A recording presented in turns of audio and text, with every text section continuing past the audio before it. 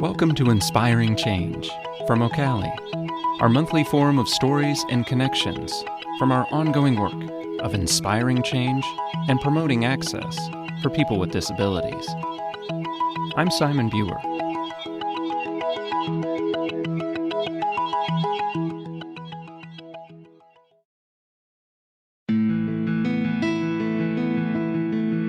This is about opportunities. This is about integration. This is about inclusion. This is about a person's life and the quality of that life. This is just part of the evolution of individuals with disabilities being, first of all, not even recognized, not even welcomed, not even a part of their community. How do we build a better community together? And that doesn't have to be disability specific. And it's actually probably better when it's not disability specific.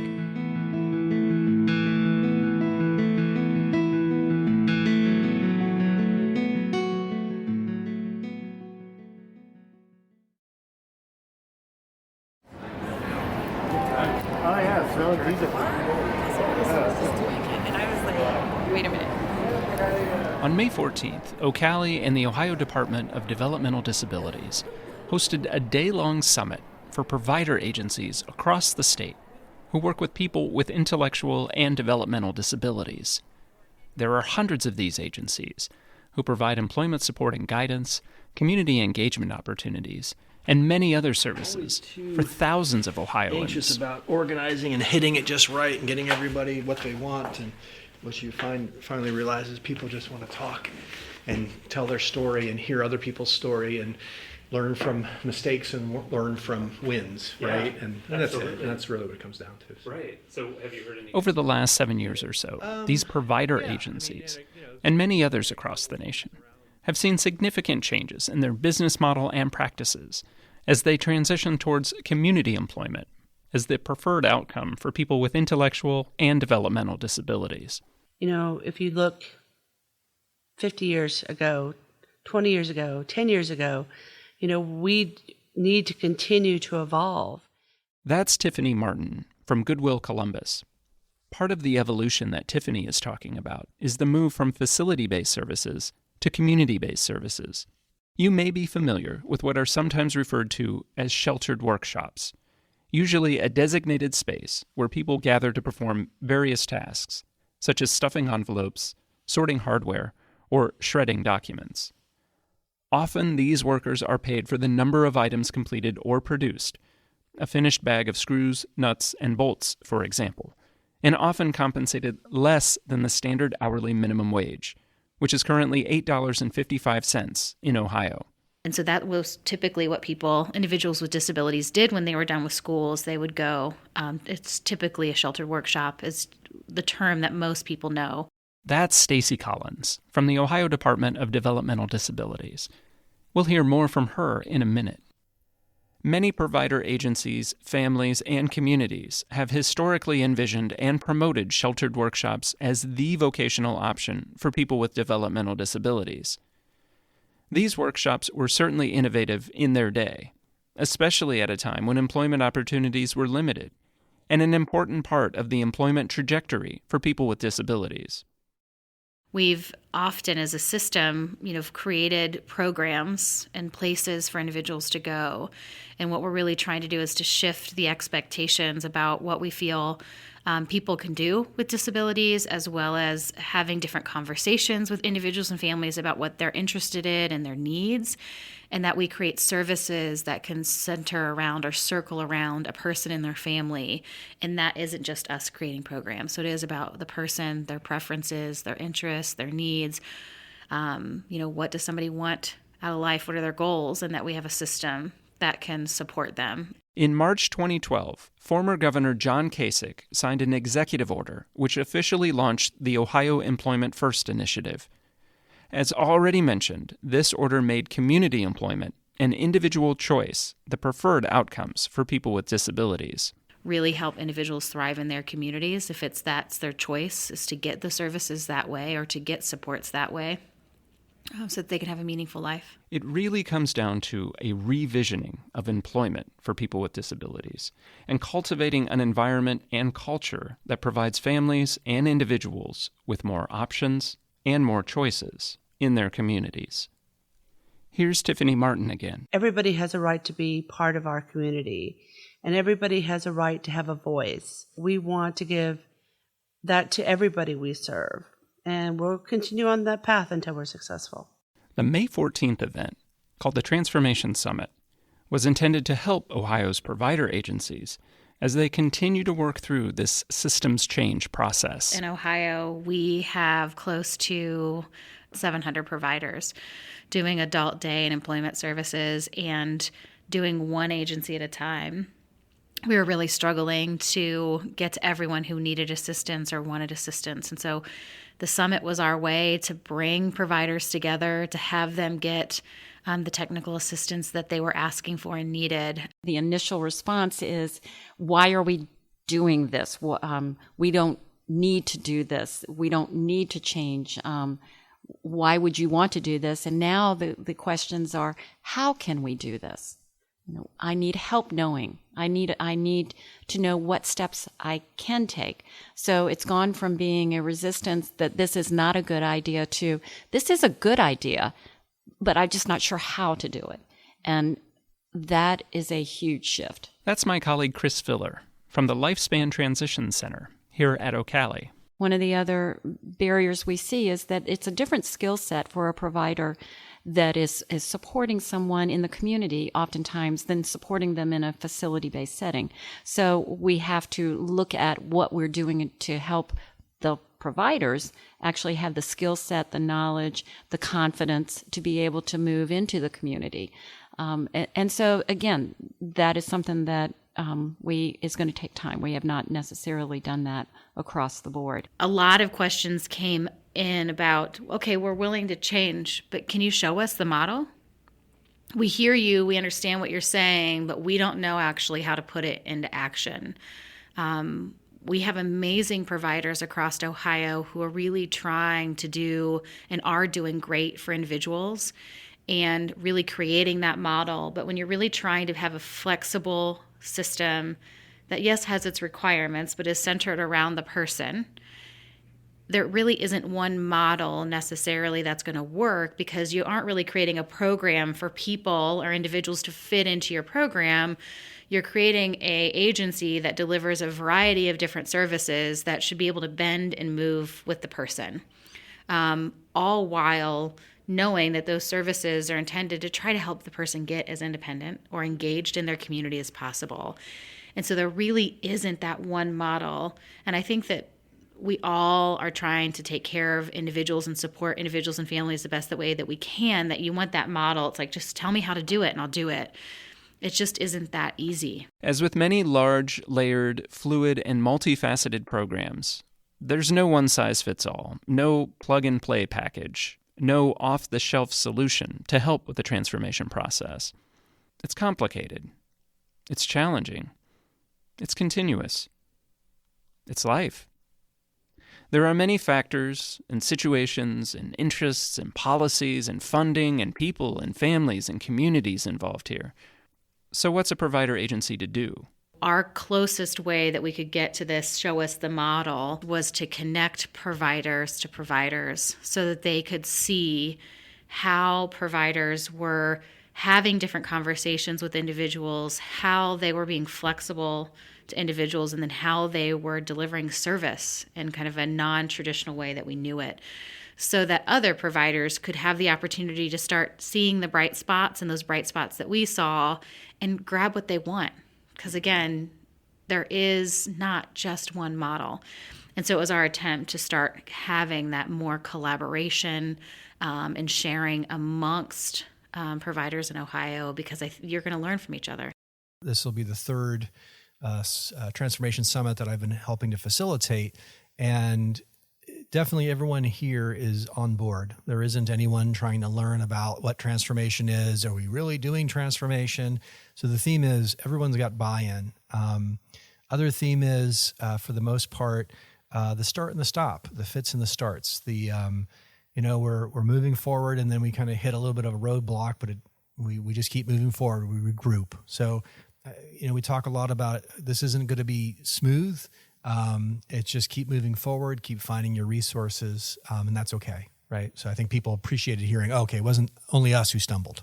We have people in the state of Ohio that are innovative, that are thinking outside of the box, that are doing really great things. And we also have a group of people that wants to do it together. And that right there is for me, the sweet spot in how we're going to get things moving forward. That's Britta Huff from the Ohio Department of Developmental Disabilities. Before that, we heard from another Chris Wolf. He's one of the Transformation Summit facilitators.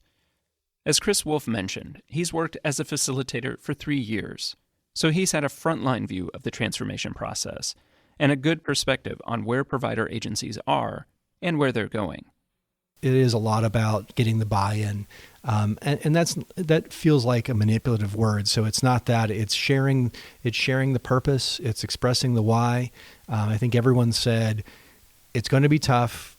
Folks are going to question change. So you've got to find that purpose and that why to really lean into. It can't be just because I said so or because the rules are this. This is about opportunities. This is about integration. This is about inclusion. This is about a person's life and the quality of that life. Those things resonate for folks who are in this field, and that's where you really want to come at it. It's a tall order, and not just for the individual provider agencies, but for the entire support system. Speaking of tall, this is Scott Marks from the Ohio Association of County Boards. He's very tall. All of us here who, are really kind of working to support inclusion, independence for people with disabilities, that means that we're always working to progress a support system forward. And that oftentimes can be a big challenge when you've got 88 county boards, hundreds to thousands of provider agencies, and thousands of people with disabilities who are all obviously unique and different from each other and want different things, need different things.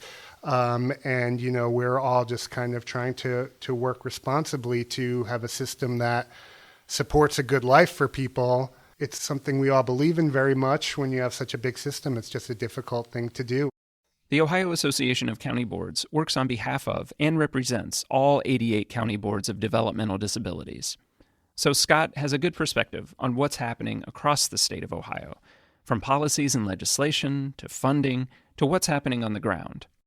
So a lot of big policy changes that really all have very noble and exciting goals for folks, which are, again, more opportunities, more options, more choices, more ways to pursue the good life of your choosing and having the supports you need to get there.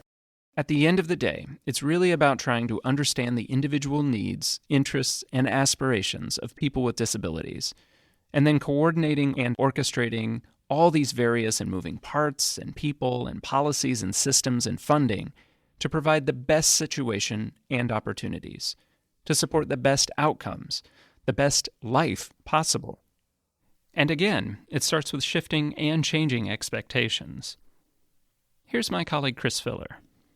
If you have gone on most of your life with the expectation that you will not work, or that you will not be in the community, or that you don't have something unique to offer, you will rise to that expectation. But if it is something where you know that the vision for the future is and can be really endless, and it doesn't stop, and that you do have a contribution, you're going to rise to that expectation. So part of this is truly helping people have different expectations than we've had in the past. And unfortunately, those expectations have often been driven by available service models. And so I think that what Stacy described about sort of the change in service model is really helping or even sort of requiring us to change that expectation. It's about changing expectations, and it's about the conversations we have with each other and our communities. You have to speak the language of the community. We, as a system, speak a different language, and we go out and lead with system language specific to individuals with intellectual and developmental disabilities, and it isn't aligning with the language that the community uses. So just the word community integration is in itself, right? We don't say, I'm going to integrate in my community tonight. I'm going to go on an outing or go do community integration. We don't say that. When we're out talking and making relationships with business owners, with the HR department, with the volunteer coordinator, with the Parks and Rec department at the local rec center, leading with community discussions and not system charity type of discussion, really changing and shifting that focus to how do we build a better community together? And that doesn't have to be disability specific. And it's actually probably better when it's not disability specific.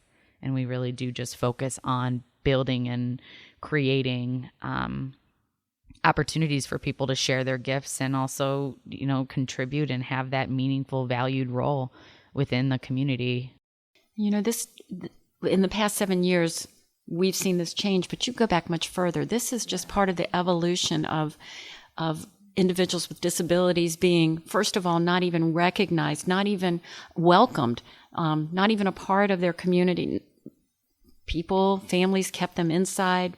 Oftentimes neighbors didn't even know that they had a child with a disability. And over the course of time, advocates, families, individuals really pushed that envelope to be offered education. Any education. First it was in a segregated school, then it was welcoming into the public schools.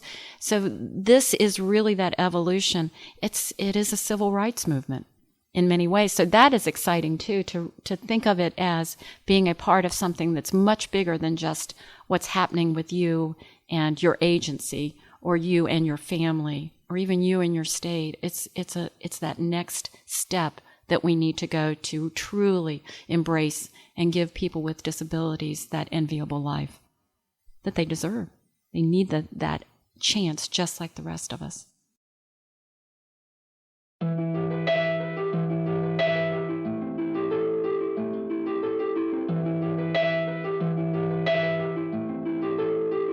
You're listening to Inspiring Change from OCALI. I'm Simon Buer. We've been talking with leaders and attendees who took part in the 2019 Transformation Summit, a day-long event that took place in May and focused on the ongoing work of helping provider agencies across the state as they work towards helping people with intellectual and developmental disabilities move towards community membership and community employment.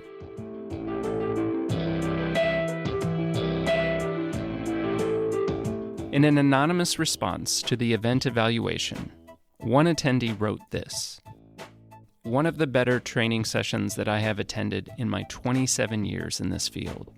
This program helped me to understand the distinction between privatization and transformation. They are clearly very different. Chris Wolf presented and facilitated the concept of transformation in a very convincing and non-threatening way. Through anecdotal presentation and discussion by several other providers in our group, I came away with a better understanding of person-centeredness and experienced somewhat of an epiphany moment on this topic. I am now motivated to conduct a full assessment and develop a transformation plan."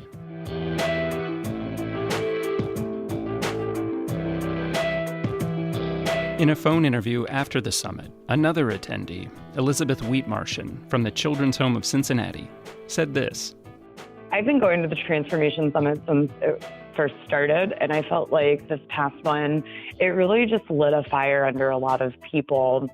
It was such a positive experience.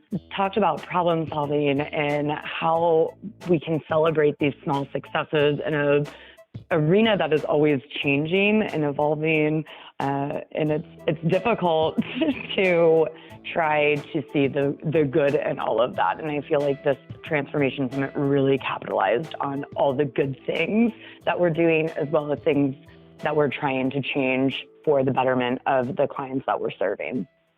Plans are currently underway for another Transformation Summit in the spring of 2020. You can learn more about the Employment First initiative at ohioemploymentfirst.org.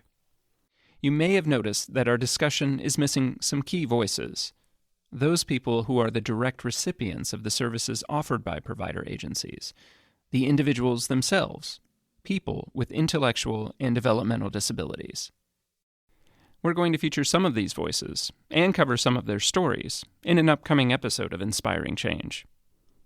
As far as the Transformation Summit goes, at the end of our discussion, Stacy and Chris Filler talked about making sure these voices are included as part of next year's event and beyond, as all of this work continues. Quiet right now. They're so quiet. Well, again, that we need to help empower their voice, because this is really about them. Even if they didn't attend the whole day or were not able to come in and to participate, we've just never empowered people like that, so they're not prepared to. So that's kind of a next year. I'm right there with you that we need to think about.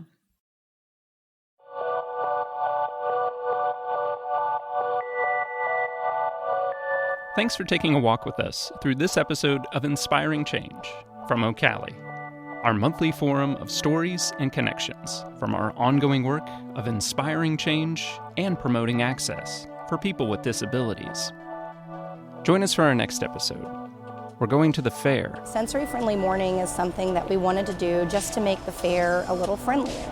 If it's a simple thing like turning down the lights and sounds, just to make the fair a little more inclusive and accessible. Normally we'd only really be out here for maybe an hour or two, but because of the sensory room, we can stay longer. Really? Yeah. The last time we took down to the ones closer to us, we would hit about an hour, 2 hours or so, and head out, and this has been awesome. We'll profile the first ever sensory-friendly morning at the 166th edition of the Ohio State Fair. Don't miss it.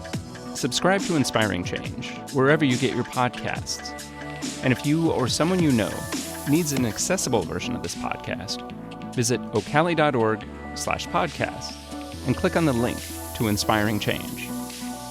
Be sure to also check out Inspiring Conversations, bonus content that includes some of the full interviews from this and other episodes of Inspiring Change. Again, you can find those at ocali.org/podcasts or wherever you get your podcasts. Thanks again for listening to Inspiring Change, because the need for change is everywhere, and inspiration can come from anywhere. I'm Simon Bueller. See you soon.